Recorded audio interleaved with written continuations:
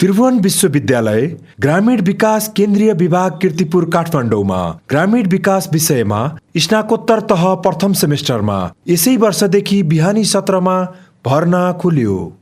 हाम्रा विशेषताहरू अत्यन्तै शान्त, उत्कृष्ट र मैत्रीपूर्ण शैक्षिक वातावरण, अनुभवी विषयविज्ञ प्राध्यापकहरूको मार्गदर्शन सहित नियमित पठन पाठन हुने, पुस्तकालय, जीआईएस तथा एसपीएसएस प्रयोगशालाको व्यवस्था।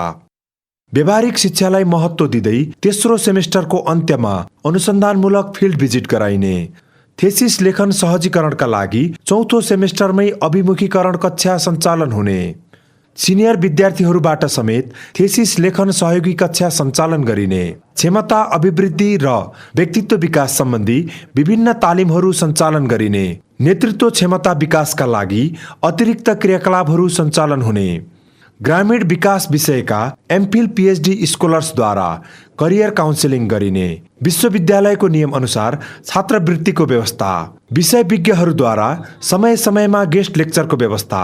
थप जानकारीका लागि ग्रामीण विकास केन्द्रीय विभागमा सम्पर्क गर्नुहोला।